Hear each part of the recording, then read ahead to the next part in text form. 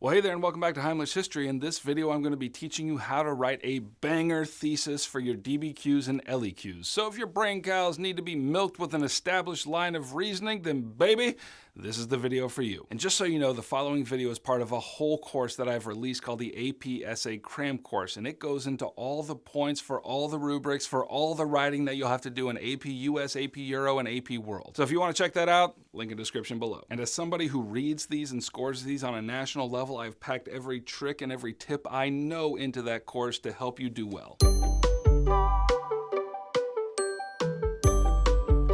Okay, let's talk about your thesis. Now, arguably, this is one of the most important things you're going to do in the whole essay, because if you have a good thesis, it's almost guaranteed that you'll have a good essay. I say almost because, you know, as I'm fond of saying, when you're actually writing this thing, you're under pressure, and when you're under pressure, you are dumber than you think. So yeah, I mean, technically you could still mess it up if you had a good thesis, but not you, baby, not you. You are going to learn to write the most magnificent thesis in this fair land, and this works for the LEQ and for the DBQ. Now, first of all, let's look at what the rubric says about what an acceptable thesis is. It says, responds to the prompt with a historically defensible thesis or claim that establishes a line of reasoning.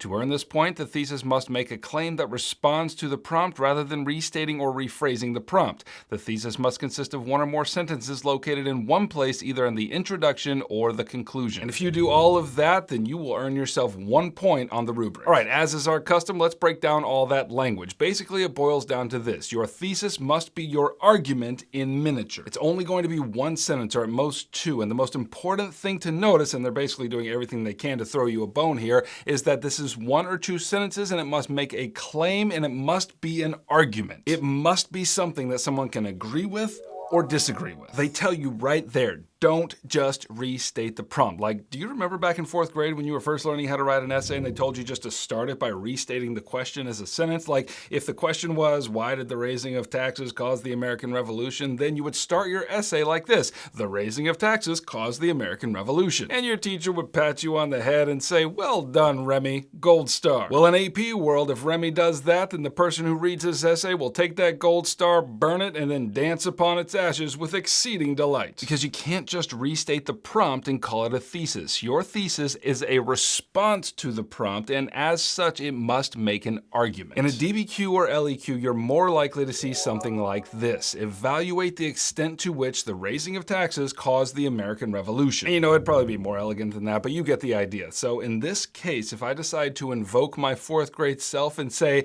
the raising of taxes caused the American Revolution, no point for you. That is what the prompt is asking. The prompt is asking, out of all the potential causes for the revolution, how much of a cause is the raising of taxes? So if you just read the prompt, you can see that it's forcing you into an argument. Either raising taxes was a significant cause or is an insignificant cause, and something else was the main cause. So that's the first thing. Your thesis must make an argument. Second, your thesis must be specific. Now, I see a lot of folks miss the point here too. Like, have you ever seen a haggis? It's like a Scottish delicacy in which ground sheep meat is crammed into the sheep's stomach until it's about to burst, and then it's cooked. That's what your thesis needs to look like. You want to pack that sentence so full of evidence that it's about to burst. Like, actually name the evidence that you're going to use in your essay. For example, don't just say the raising of taxes was a significant cause of the American Revolution. Instead, say the imposition of taxes, like the Stamp Act and the Sugar Act, threatened the colonists' notion of self-rule and therefore was a significant cause of the American Revolution. Specific.